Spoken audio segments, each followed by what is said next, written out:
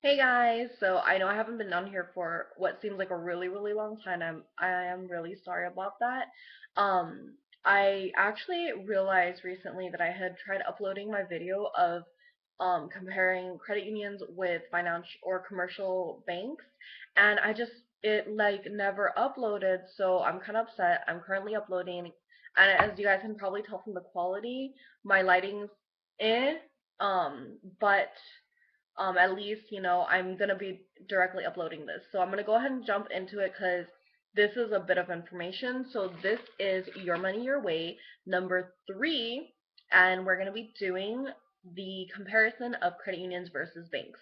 So if you guys know, I always what is it taught when I refer to a bank or a credit union, I always say financial institution, and that's because of the fact that they do work differently, actually quite differently depending on how you look at it, really. But um, each one has they have common aspects, but there are some big differences. So I'm going to go ahead and just do comparisons instead of doing one and then the other.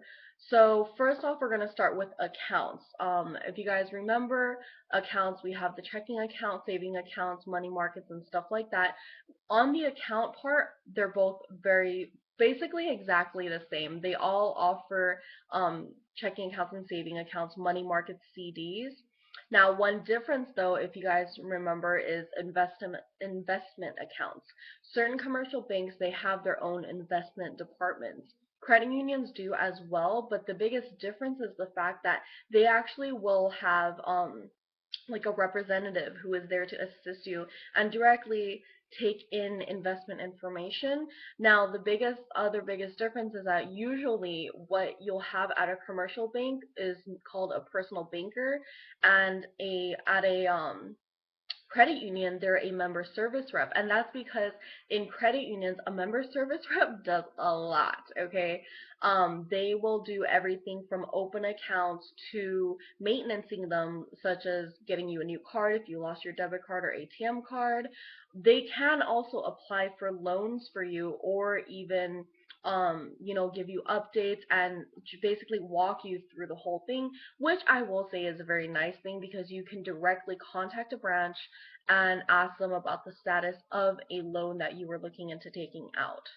Um, on the investment side is it is very similar. They have an associate especially for that as well. Now at commercial banks, I will often see maybe an associate capable of doing that as well. Or if they don't focus on investment, they'll focus on mortgage, but usually they'll have one or the other. I rarely see both at a commercial bank. That doesn't mean they don't offer it. It just means that in order to look into it, maybe you might have to make an appointment with the person and things like that. I know a lot of places they do it in a way where you let their particular associate know what you're looking into, and on a certain day they'll be at a certain branch and then you can go and see them. So that is one of the differences. Now, getting an account, there is a difference as well. That's mainly because of the how the two different financial institutions are run. At a bank, you're a customer. You're buying, not buying in, I guess you're purchasing a product for them, from them almost, and they're helping you maintenance it. That's why there's the possibility of having like a fee on your account if you don't have direct deposit or if you don't meet the criteria to receive a free account.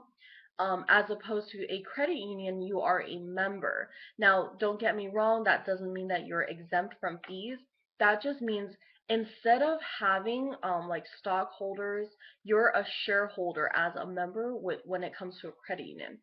Commercial banks have stock and they're able to sell stock, let's say when they need to, if they're going through financial troubles and things like that, you can sell stock to or like basically get a bit of money, and your stockholders and are the ones who have a say in what happens with the company, basically. On the other hand, credit unions don't have that. They only have shareholders. Shareholders are you. The people who own the accounts are the shareholders. Now, the biggest difference between that is not only when you open an account at a credit union do you make an initial deposit, you'll often also have to pay a membership fee. Sorry. It is very possible to get that membership fee waived, only because it's possible for the credit union to pay it for you, especially if they're having a promotion. So I always highly recommend, if you're looking into a credit union, look at your local newspapers or at the website, because they'll often have promotions posted on there, because they of course want your business, so they're going to find ways to try and get you in. So that is another difference. Moving on to their accounts, account numbers are governed differently as well. If you guys remember, I talked about checking, savings, money market. At a commercial bank, you'll often have one account number for each of those accounts, meaning your checking account might be account number 1234556, and then your savings account is number 1234557, money market 1234558. You'll have a different number each time. The credit union is different because you have one member number, which is linked to, a profile with all your information, and then you have sub accounts. So this is how I was explained to it by. Hopefully you guys can see this. Okay, so you guys think of an umbrella. Your account number is the main umbrella. Underneath that, you have your different accounts, but instead of having a full number, it's just going to be like -1, -2, depending on how many accounts, the more dashes you have. Pretty simple, right? So it is pretty interesting in that way, because if, let's say, you lose your what is it called?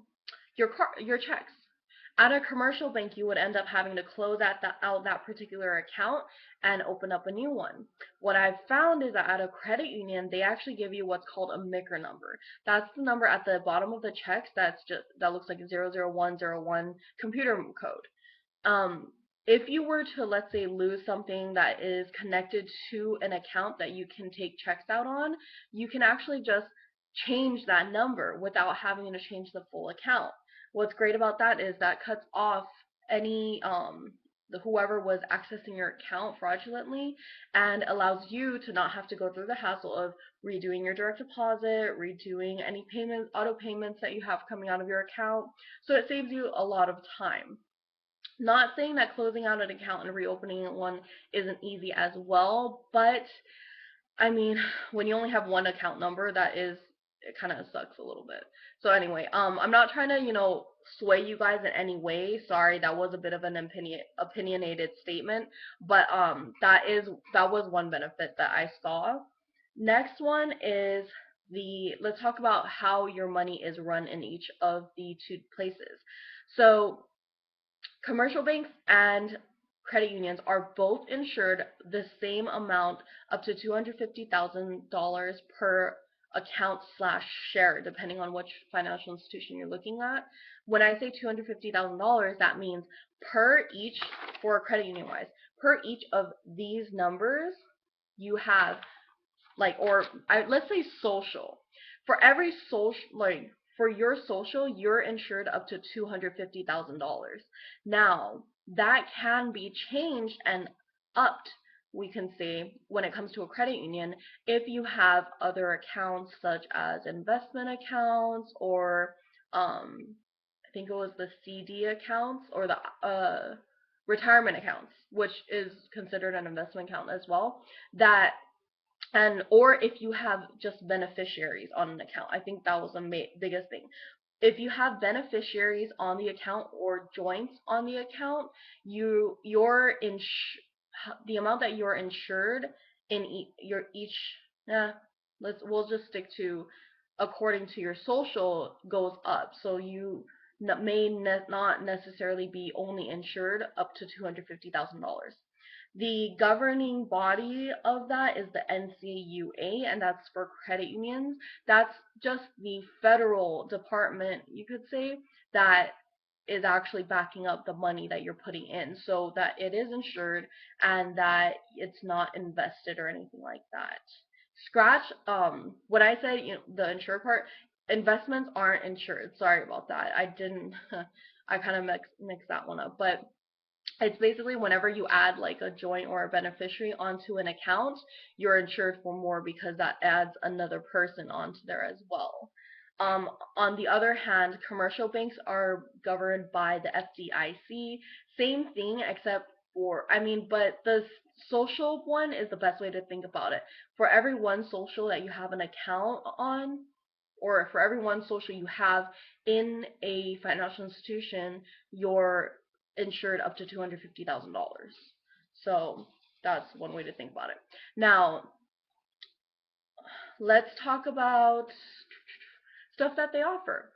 The things that commercial banks and credit unions offer are different, and that's because of the fact that certain ones, they're obviously very much going to be bigger or smaller.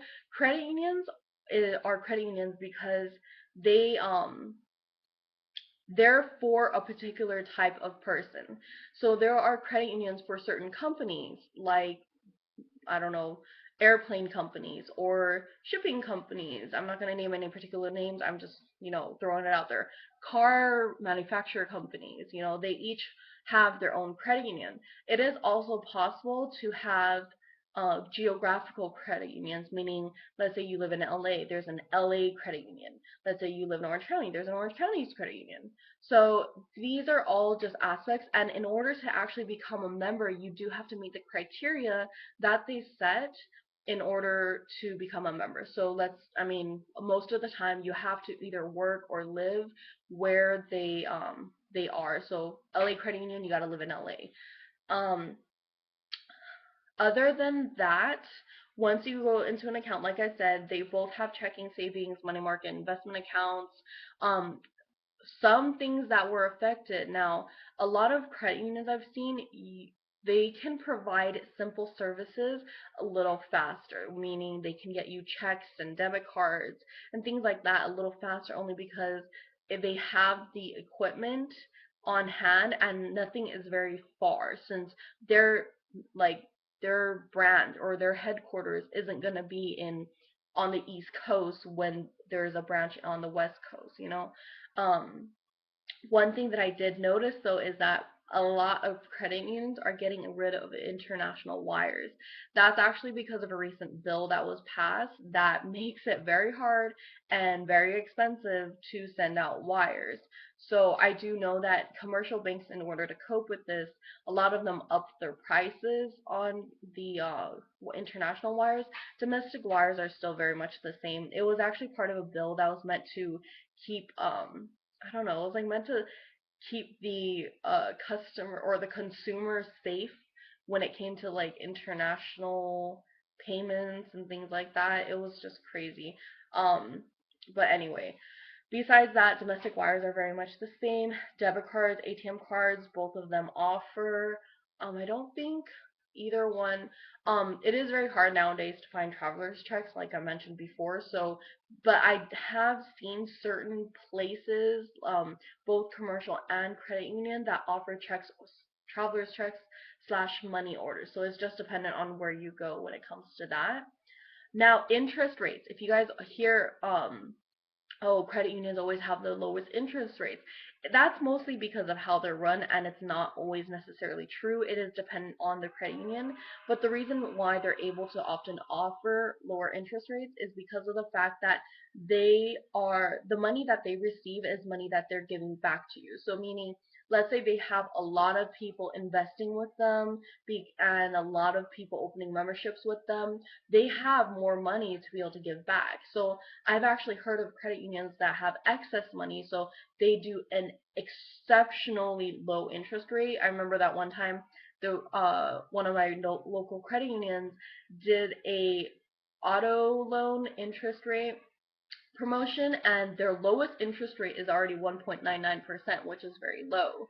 And if you actually purchase through the company that they worked with, who actually basically found the car that you wanted for you, you actually got another 0.75 deduction. So your auto loan interest rate could be as low as 1.24, which you're basically just paying the car and not anything else. So I thought that was amazing. Now, of the biggest things that I have seen is that when it comes to loans, it's very hard to get those through a commercial bank because you're not able to directly apply. Like auto loans, I've met with issues where I had to go online. I couldn't talk to a person at a branch, right, and they really didn't know much about it, as opposed to if I went into a credit union, they knew, oh yeah, our rate is this, they can pre-approve me, well, like everything like that. So how it's run is quite different. Um, Other than that, I think that basically covers everything between credit unions and um but commercial banks. If you guys have any questions that, or maybe stuff that I left out, please be sure to let me know. I've literally been talking for 15 minutes and 30 something seconds, so I'm going to stop talking now. Thanks so much for watching, and I'm actually going to go do another video as well right now about how I am. Okay, so peace out guys on this side.